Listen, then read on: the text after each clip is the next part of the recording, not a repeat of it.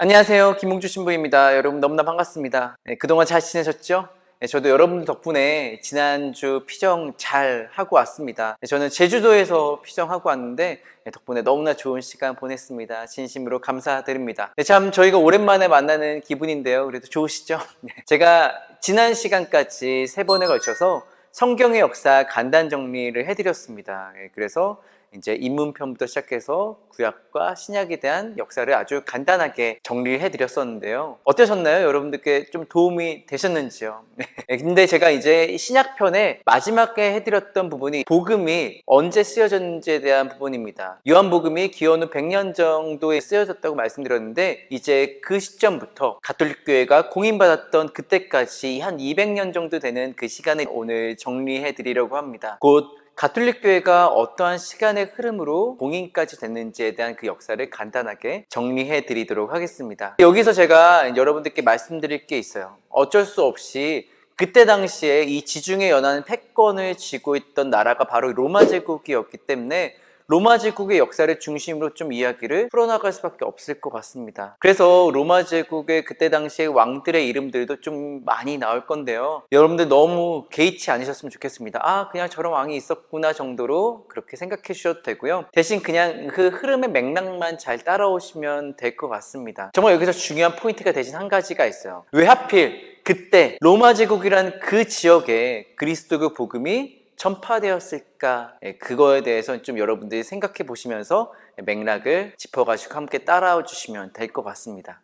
우선 예수님 시대 당시 그리고 초대 그리스도교 시기라고 말하는 대략 1세기부터 4세기까지의 그 시대는 기본적으로 그리스 로마 문명 사회였습니다. 그래서 당시 그리스 로마 문명 사회의 특징은 한 3가지 정도로 말씀드릴 수 있을 것 같습니다. 첫 번째는 노예제도입니다. 당시 로마 제국에는 노예제도가 있었습니다. 그래서 노예인 사람들은 인간다운 삶을 살아갈 수가 없었습니다. 게다가 노예가 아닌 사람들 사이에서도 차별이 있었습니다. 이론적으로는 로마 시민이면 누구나 황제에게 상소할 수 있는 권한이 있다 이렇게 알고 있죠. 그래서 사도행전 25장을 보면 바오로 사도께서도 로마 시민이었기 때문에 황제에게 상소하는 장면이 나옵니다. 그러나 실상은 너무나 달랐습니다. 이 로마 시민 안에서도 귀족 계급과 열등 계급이 고스란히 존재했었죠. 그래서 귀족 계급이 아닌 사람들은 굉장히 어려운 삶을 살았다는 것을 우리가 알 수 있습니다. 두 번째는 이때 당시에는 남성 중심 사회였어요. 그렇기 때문에 여성들과 어린이들은 굉장히 큰 차별을 받았었습니다. 특히 여성 같은 경우는 만약에 경제적으로 좀 어려웠다 그랬는데 이제 남편이 죽고 난 뒤에는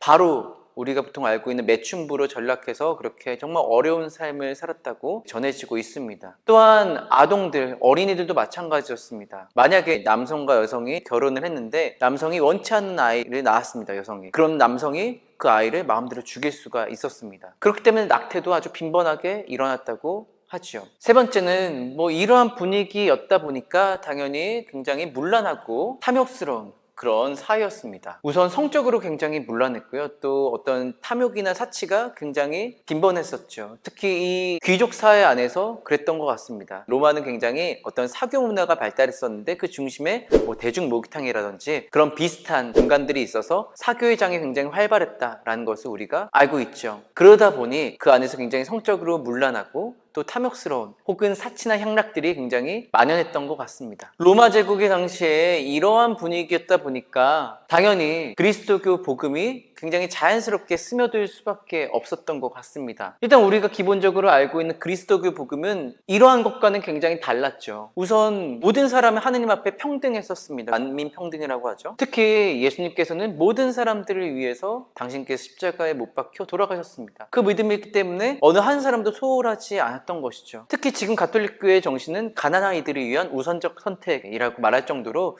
정말 모든 이들을 향한 그 사랑이 우리 그리스도교 복음의 중심이라고 볼 수가 있겠죠. 그리고 두 번째는 그리스도교 복음을 따르려면 우리는 정결한 삶을 살아야 합니다. 이와 더불어서 우리 그리스도교 복음의 정신에 당연히 이 그리스 로마 문명의 어떤 신을 숭배하는 문화라든지 황제를 어떤 신격화해가지고 그런 문화들이 당연히 안 맞았을 겁니다. 황제 숭배나 신 제사를 반대했었습니다. 그리스도교 복음이 이렇게 그리스 로마 문명의 어떤 기본적인 맥락과 완전히 반대라고 볼 수가 있었죠. 그러다 보니 당시에 로마 사람들은 이 그리스도교 사람들을 굉장히 싫어했겠죠. 좋아할 리가 있었겠습니까? 그래서 로마 사람들에게는 굉장히 비호감이었습니다. 또 어땠겠습니까? 오해도 많았겠죠. 어떤 오해가 있었냐면 그때 그리스도교인들이 이제 미사 때 우리가 보통 그런 얘기를 하잖아요. 너희는 모두 이것을 받아 먹어라. 이는 내 몸이다. 라는 그런 구절이 있잖아요. 그렇죠? 근데 그것을 잘못 알아듣고 이들은 서로 시기를 하나 보다 라고 하면서 그렇게 오해했던 것도 있었고 또 서로 형제자매라고 부르잖아요. 근데 그러다 보니까 이들은 형제자매가 서로 결혼까지 하는구나 라고 근친을 한다고 그렇게 오해를 하기도 했었습니다. 상당히 그래서 많은 오해를 그리스도교인들이 샀던 것이었죠. 그렇기 때문에 이 로마인들을 설득하기 위해서 호교론자들이 나타나기 시작합니다. 이 호교론자들은 그때 당시에 그리스도교 신앙을 믿지 않는 통치자라든지 아니면 귀족 계급 등을 대상으로 해서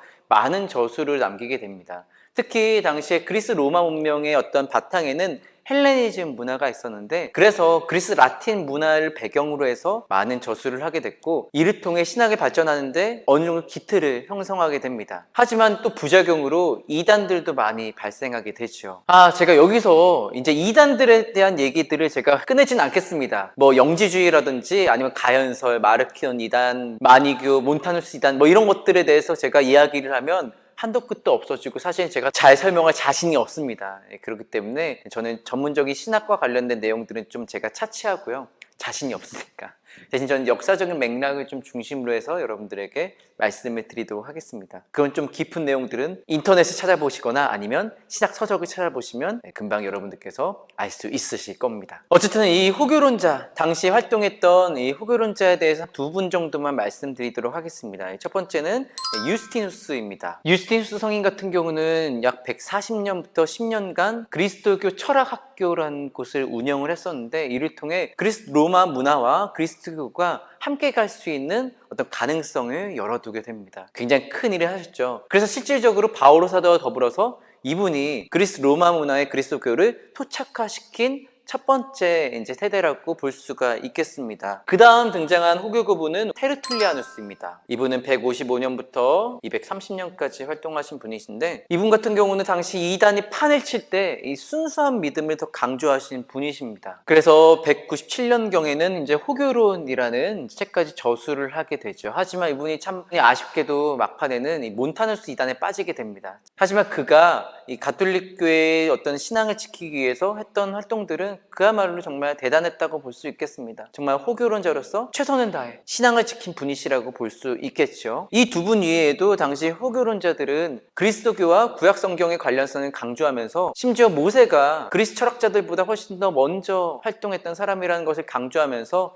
이 그리스도교의 신앙의 중요성을 또 이렇게 설파했던 분들도 계십니다. 아쉽게도 호교론자들은 당시에 로마 시대 사람들을 이제 설득하지 못하게 됩니다. 오히려 신앙을 지키는 데 있어서 많은 어려움을 겪게 되죠. 그렇다면 우리가 알아봐야 됩니다. 우리가 여기서 이때 당시에 그리스도인들이 어떤 어려움을 겪었는지에 대해서 말입니다. 우리가 이것들을 좀 살펴봐야 될 필요가 있는데 사실 그리스도교가 초기 3세기까지는 그렇게 많은 어려움을 겪었다라고 말하기는 좀 어렵습니다. 왜냐하면 일단은 그리스도교를 박해하기 위한 기본적인 법령이 없었어요. 심지어 공인되지 않은 종교를 하더라도 굉장히 관용적이었고 또한 황제를 숭상하는 그 행위 같은 경우도 그렇게 강요하지 않았던 사회였습니다. 오히려 이때 당시에는 굉장히 지역적이고 정치적인 이유로 박해했던 경우가 있었고 그리고 그 박해했던 시기도 굉장히 짧았습니다. 제가 대표적으로 박해했던 그 시기에 대해서 한 3가지 정도만 말씀드리도록 하겠습니다.